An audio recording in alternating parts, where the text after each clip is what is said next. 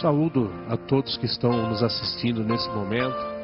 Chegado um momento importante no nosso programa, onde nós estaremos meditando na palavra de Deus. Você que está nos assistindo, você que está assistindo o programa Semeadores de Fogo, eu peço a você que você pegue a sua Bíblia para você me acompanhar nessa leitura. Estarei lendo somente um versículo da palavra de Deus, mas eu creio que Deus ele vai falar algo comigo e com você. Isaías 53, o livro de Isaías, no capítulo 53, somente o primeiro versículo dessa escritura.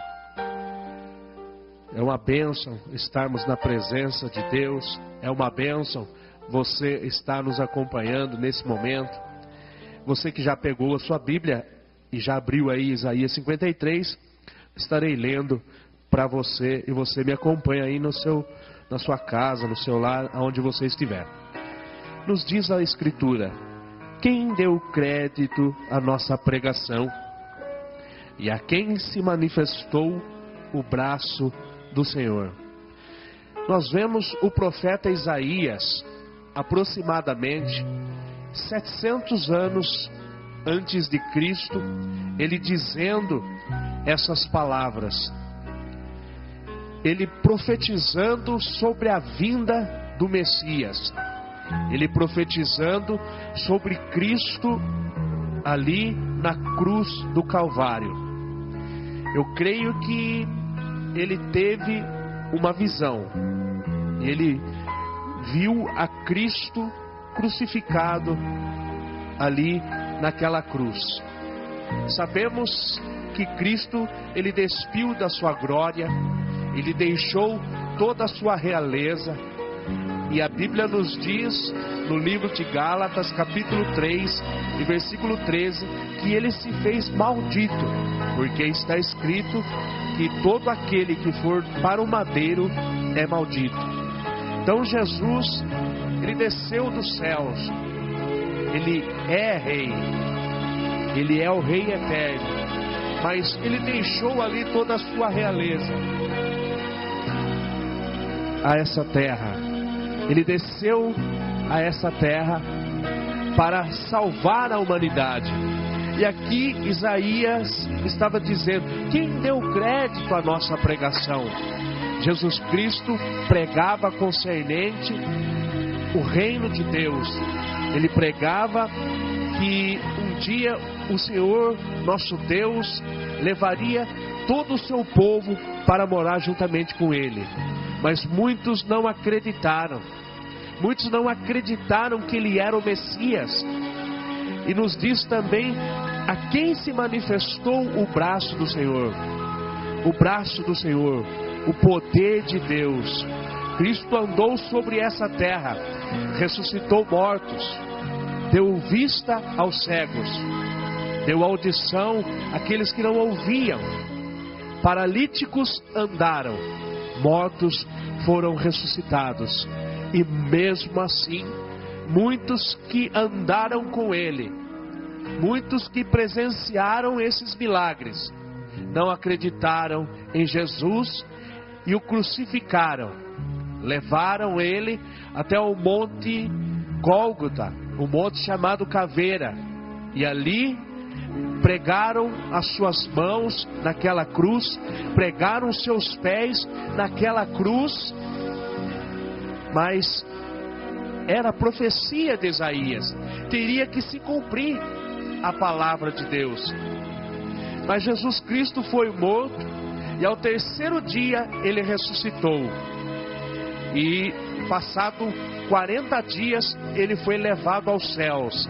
E a palavra de Deus nos diz que Ele está à destra do Pai, à direita do Pai, e Ele intercede por nós. Mas lá no capítulo de João 14, nos diz que ele estava falando com seus discípulos: eu vou para o Pai, mas eu vou enviar um Consolador, um outro Consolador. Eu vou embora dessa terra, eu vou assentar ali à destra do meu Pai, mas eu enviarei um Consolador. E esse Consolador será aquele que convencerá o homem do pecado.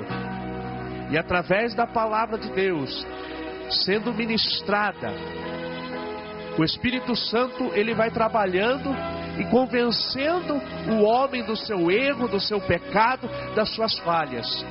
Mas mesmo assim, mesmo o Espírito Santo tocando nas pessoas, ainda há muitas pessoas que não acreditam em Cristo.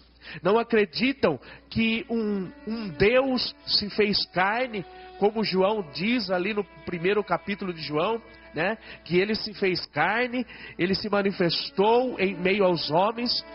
Muitos não acreditam, muitos não creem que Jesus Cristo veio a essa terra.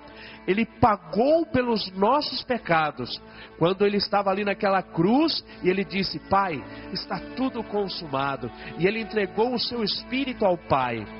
Ele pagou um alto preço por mim e por você. Ele pagou muito caro.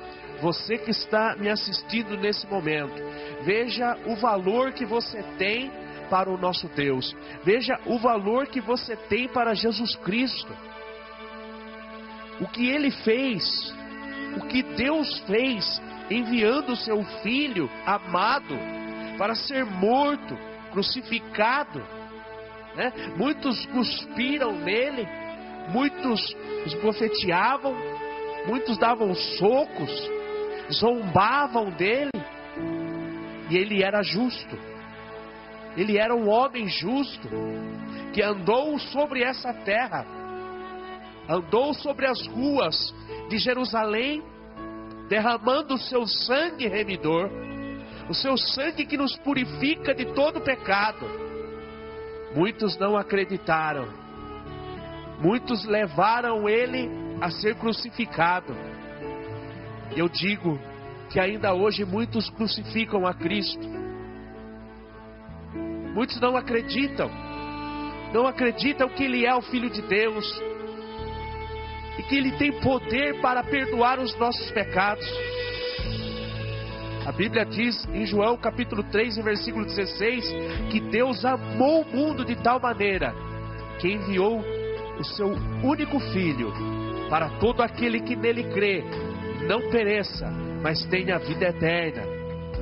Jesus Cristo, Ele nos oferece vida eterna. João, no livro de Apocalipse, estava ali na ilha de Patmos, e ele foi arrebatado em espírito. O seu corpo cai em terra, e o seu espírito é levado para ver as coisas inefáveis, as coisas que nós não temos entendimento em carne. João viu o céu pelo lado de dentro, e viu o Filho de Deus num corpo glorificado. João olhava para Cristo ali no céu, no meio de 7 castiçais, e ele dizia: Ele tem os olhos como chama de fogo, os seus pés brilham como um latão reluzente, no seu peito tem um cinturão de ouro.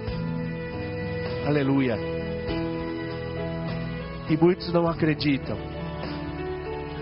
mas Jesus, Ele vai voltar. Ele vai voltar para buscar um povo remido e lavado no seu sangue. Ele vai buscar aquelas pessoas que confessaram ao seu nome como único e suficiente Salvador.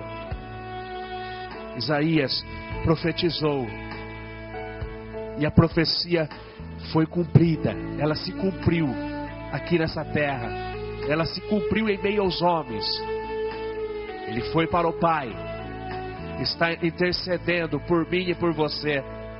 O Espírito Santo ainda está nessa terra, e Ele está tocando no teu coração. Ele está batendo na sua porta. Jesus falou em Apocalipse 3, versículo 20: Eis que estou à porta e bato.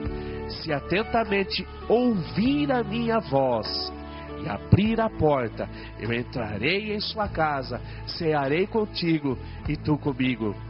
Jesus, Ele quer fazer parte da sua vida. Ele quer fazer parte da sua história, da sua família. Ele pagou um alto preço por mim e por você. Ele deu a vida dele. Ele poderia ter desistido quando ele estava ali no Monte das Oliveiras. E ele disse: Pai, passa de mim esse cálice. Ele estava olhando para as chagas no seu corpo. Ele estava olhando para os pregos nas suas mãos. Ele estava olhando para os pregos nos seus pés. Mas lá na frente, ele viu algo maior. Ele viu eu e você, que sozinhos nós não conseguiríamos alcançar essa graça que é o céu. E ele disse: Pai, mas contudo, faça a tua vontade, não a minha. E ele foi, e ele cumpriu as Escrituras, cumpriu todas as profecias dessa palavra. E nesse momento, eu vou deixar essa palavra aqui para você. Do mesmo jeito que Isaías pregou sobre a vinda de Cristo, ele veio. Eu também estou pregando que Jesus Cristo, ele salva. E em breve, ele vai voltar para buscar o seu povo.